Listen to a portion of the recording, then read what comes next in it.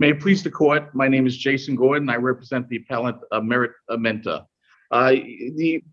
This case is written with problems in the final judgment with regard to the modification of alimony. What we have was a divorce from December. We're familiar with the facts of the case, Mr. Gordon. I guess the preliminary question I have for you is that a number of these grounds challenge the required statutory findings. And as you know, in our district and now throughout the state, in order to preserve those for appeal, you're required to file a motion for rehearing, which my review of the record does not support that you have done that as to those issues. Could you respond to that? Well, there was a motion for rehearing filed. But some of the buzzwords maybe weren't there, but they hit the issues that we needed to hit for rehearing. So for example, paragraph 21 states, again, the respondent former wife did not have the income at the entry of final judgment of dissolution and agreed that permanent alimony of $2,850 per month would be appropriate. At the time of filing a modification action, respondent former husband wife was earning more alimony and child support combined in her income. So she argued there was no need. She touched on that. Well, that's a re-argument of what the position that you took during the course of the trial. But as a court of correction of error, that's the whole fundamental concept or purpose of the preservation of issues. The rehearing would have to address the court's failure to make required findings as opposed to the sufficiency of the evidence. Do you see the distinction between those? I see the distinction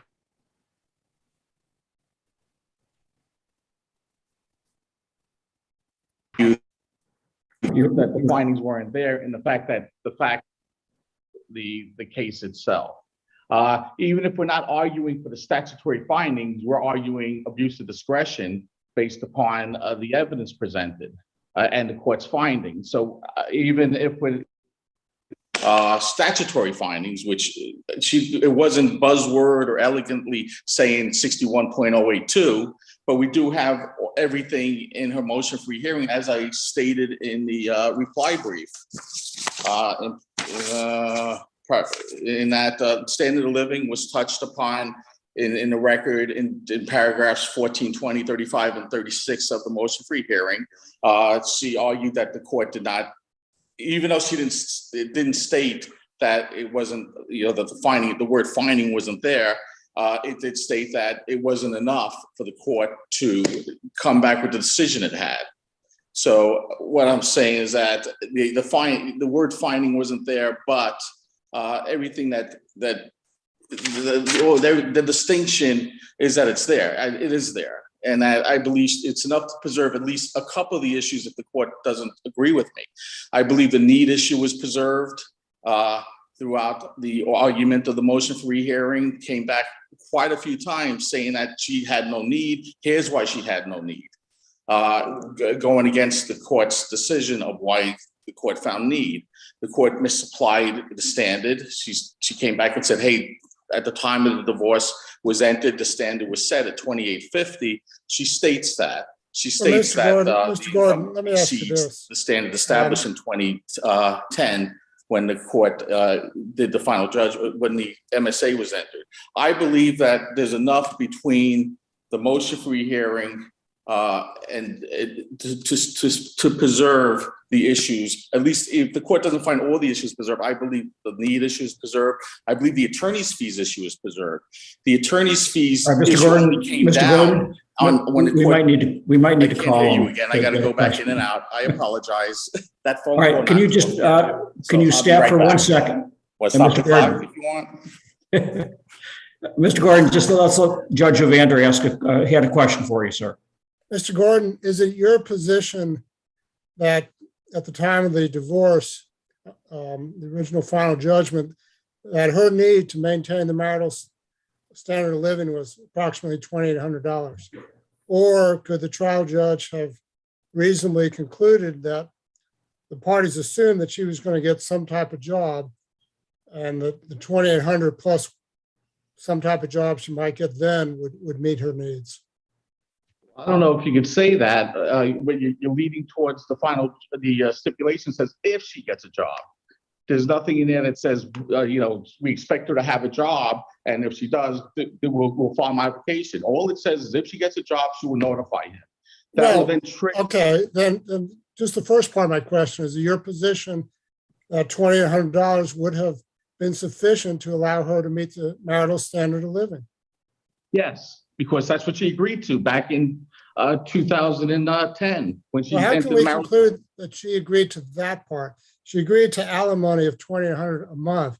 She didn't agree that that would be an amount which would allow her to maintain the standard of living that had existed during the marriage, which I guess included a 4-bedroom home.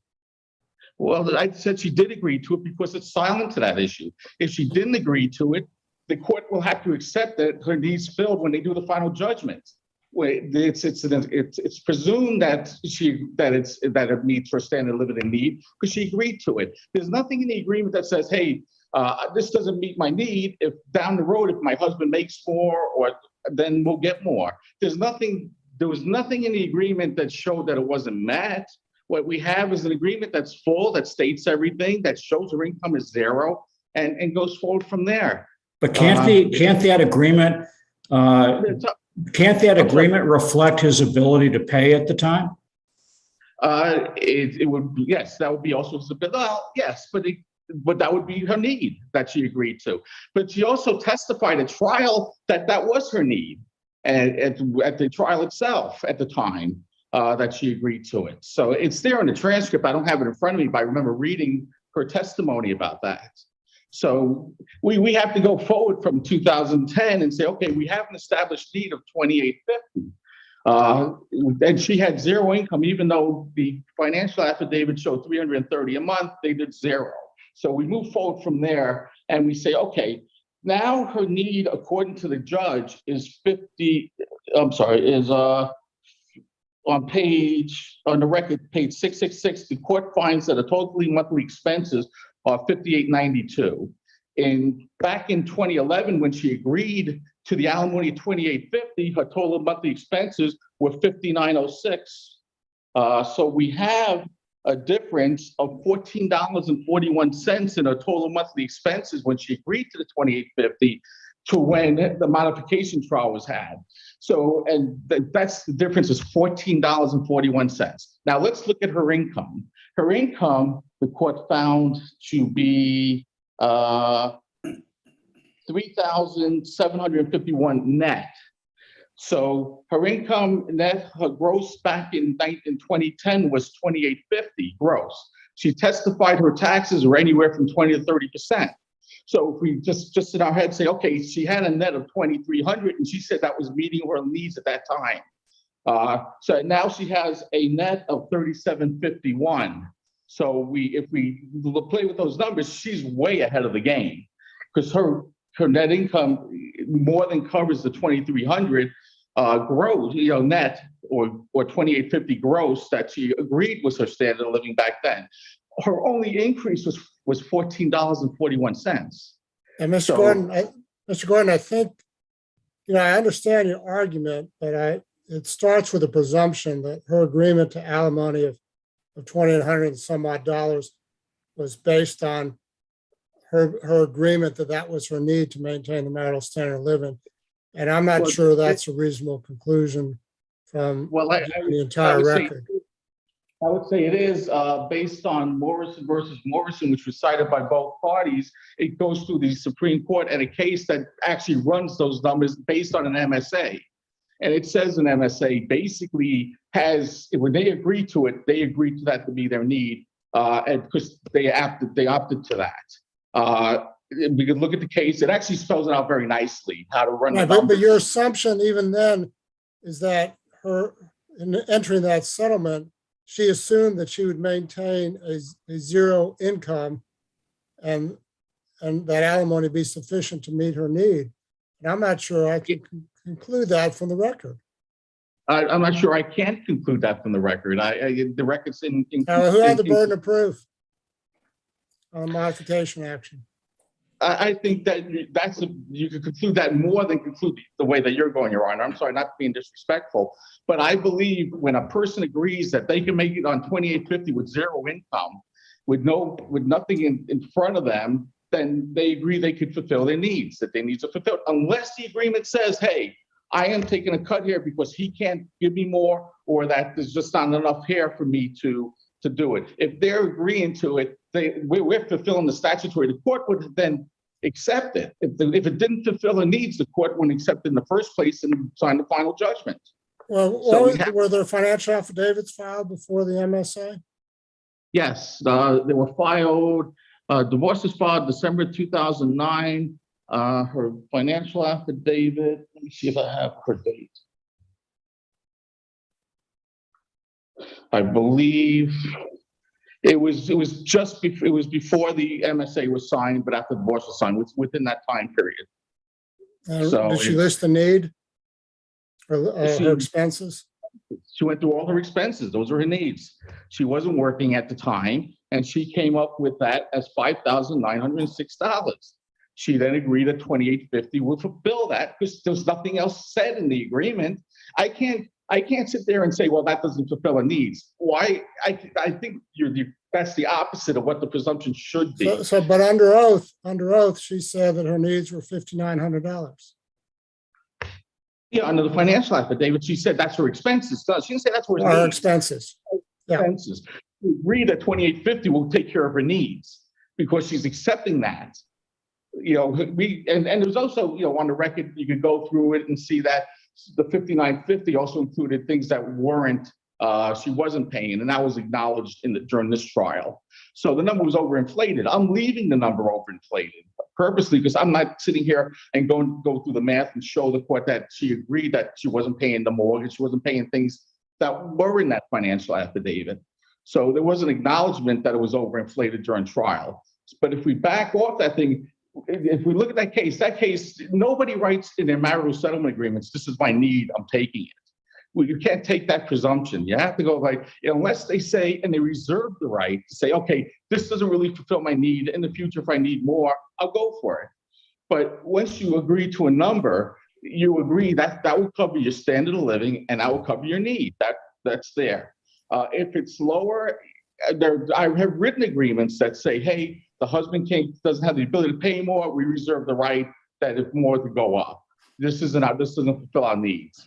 But we don't have that in this case, and we just can't assume it because it doesn't say it. We have to assume it does fulfill her needs because the court has an obligation to make sure when they sign that final judgment that agreement and that she has support.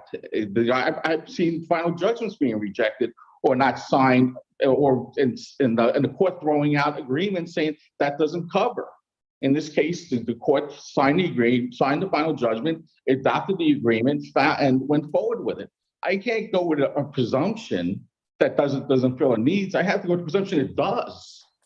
And I believe that's what that case says. Morrison spells out, citing Supreme Court case, that's the presumption you go with, unless it reserves the right. It says that the husband, or there's a reason why it doesn't fulfill her needs.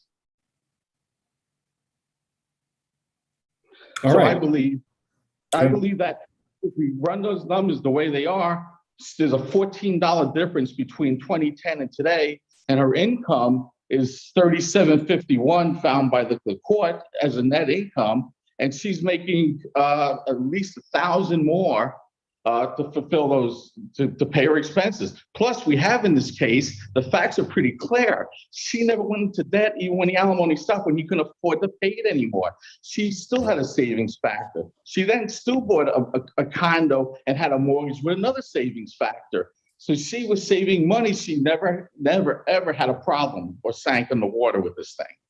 So it showed her needs were being fulfilled. The facts themselves show that. We just can't assume they weren't. If they weren't, she would have walked in with tons of credit card debt. She would have walked in with a lot more debt than she claimed to have, which was zero. So I don't know where we could claim her needs weren't being met once we got to that, looking at the agreement, looking at what happened, even, I believe that when she got her job, which she never told I'm within 5 minutes. I just want to reserve, I just think about attorney's fees for 2 seconds. In the judge's decision for motion rehearing, that's where the attorney's fees argument came in, and she denied the appellant his attorney's fees. I'm saying that she based upon wasn't anything statutory. She based upon the fact that a last second unilateral stipulation that took away the substantial change of circumstance from the trial, that he didn't agree to it, he doesn't get his attorney's fees. And I'm saying that that's an error, and the court should be reversed on that. I'm going to reserve the 4 minutes. Mr. Gordon, I do have one more question. Under your argument, then, are you saying that if the week after the divorce was final, if she got a job that netted $2,900 a month, you would have been entitled at that time to a termination of alimony? I would be entitled to file a modification petition, and if it met her needs that she claimed to have during the time, I would say yes, you should have a right to terminate. I just want to make sure I knew what your argument was. Thank you. The answer is yes, it should be terminated once she fulfilled her own needs, is what she did in this case. I reserve the 340. All right. Thank you, Mr. Gordon. All right, Mr. Wolfman. Thank you, Your Honor. I'll deal with the last issue, the last issue raised.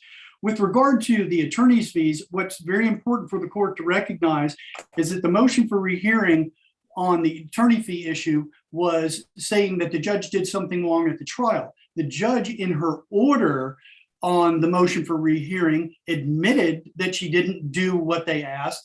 She made a ruling as to attorney's fees in that order, and that order's ruling was never, a rehearing was never filed on that. That ruling in the order was part of the final judgment. So they didn't ask for a rehearing once the judge made a ruling on the attorney's fees issue, denying it.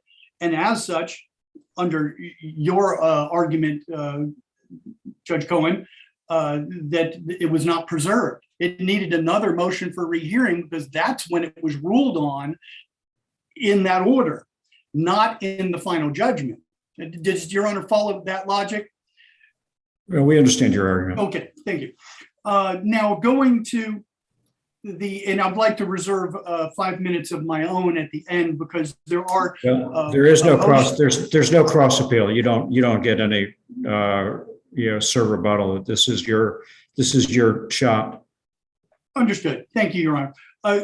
Let me talk about that issue that I wanted to reserve for the 5 minutes. I just wanted to make sure that when this panel makes a ruling on this, that there is outstanding a motion for attorney's fees, permanent attorney's fees, appellate fees in this particular case. And I was hoping that the court would remind itself to make a ruling in that regard. What we would be asking for, Your Honor, is that it be remanded back to the lower court for an evidentiary hearing on that matter.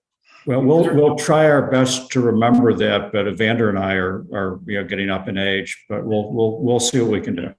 I hope that wasn't offensive in any way, Your Honor. I just wanted to remind the court that there was an outstanding motion, and I noticed that there wasn't a specific notice of that for this particular hearing. Now, what I would like to do is answer the two questions, and excellent questions that were asked to opposing counsel. Judge Cohen, you asked with regard to the motion for rehearing, and I agree 100% with the question that was presented. I don't believe that anything was preserved in this particular case for the appellate court to review, and the judge, the lower court judge in this particular case, astutely stated in her order, and I quote, "The former husband did not allege that the court made insufficient findings, nor did the motion allege newly discovered evidence or any basis upon which that she made a mistake, including an abuse of discretion, which is the primary allegations that are being made in this particular appeal." So I hope that responds to Judge Cohen's question. Judge Evander, you had an excellent question with regard to reasonably concluding that the $2,850 was or was not her need at that time. And the evidence that is shown by that is the following. In the marital settlement agreement, it specifically references that the alimony was based upon the husband's gross income of 140K.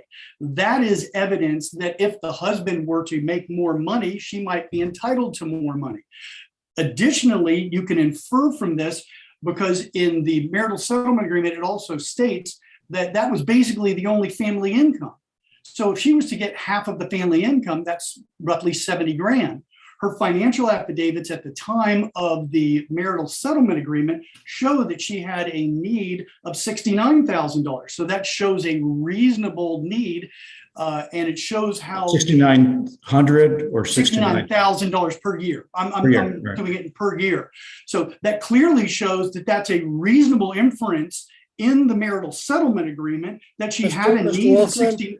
Yes, Your Does Honor. her financial affidavit before the original final judgment show what the mortgage payment was?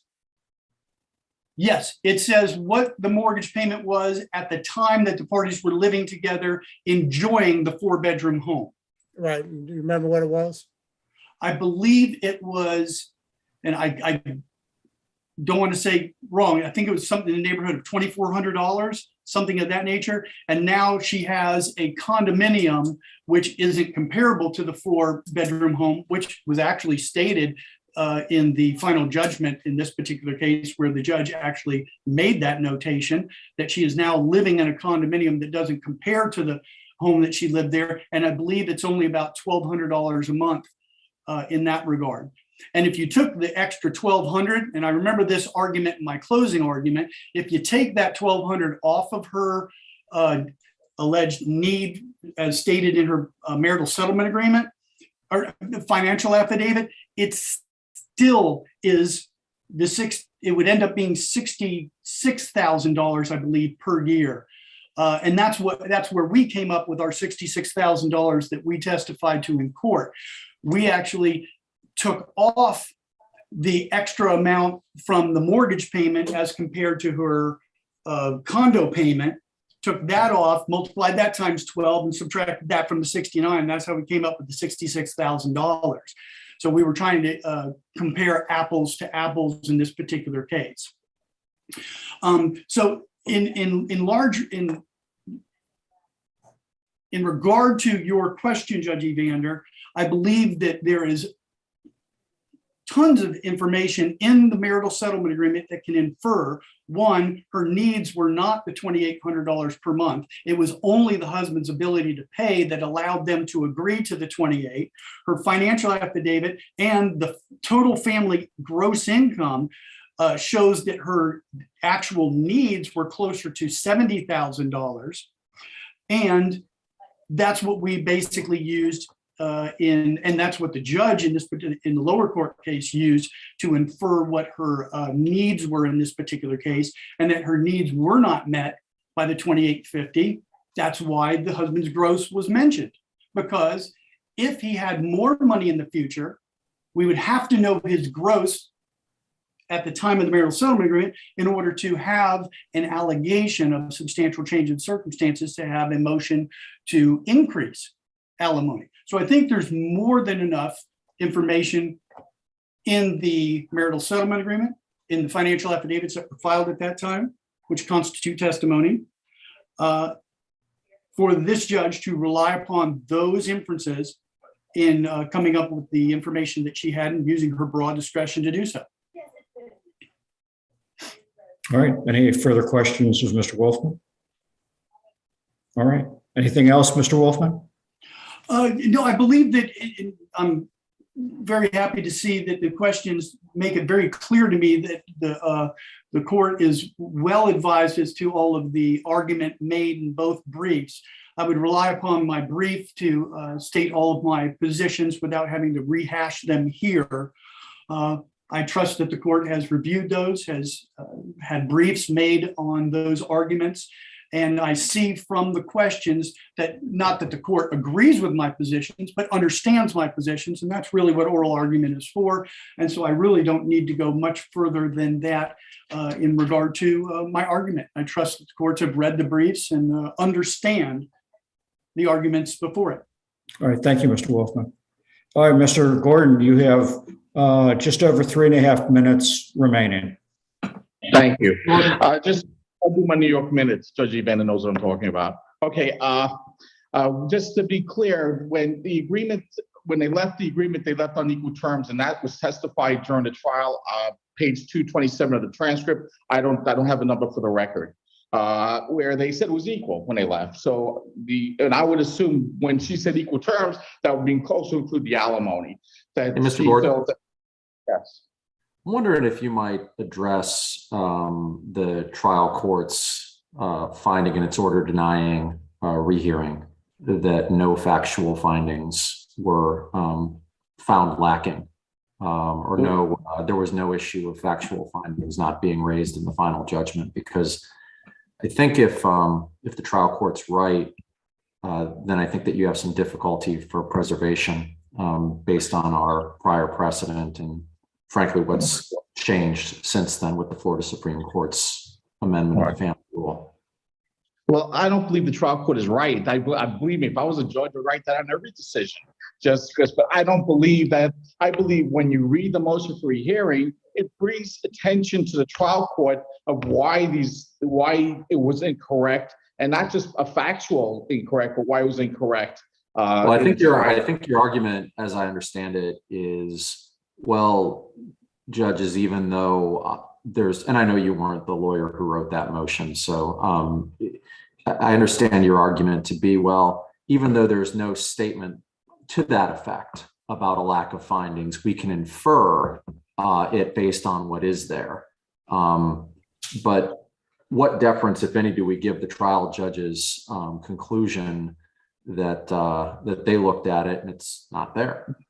Well, you could give it the conclusion, but you could also look at the fact that it's abuse of discretion, even if you take their facts that are found, because they do not go back and look at the standard of living at the time of the marriage. They just take a snapshot today. We don't need a trial if we just look at an affidavit, look at the stuff. We have to go back to the standard of living established during the marriage, which is the 2850. So when this motion was written, the motion for rehearing, it brings that fact up that we have an issue here. Judge, you're on notice. We have an issue here. You haven't looked back at the standard of living on the marriage, which was established 2850, because she's making more money now than she did with the 2850 and child support included at that time. Mr. Gordon, let me ask you this. You're referencing a $20 to $150 standard of living.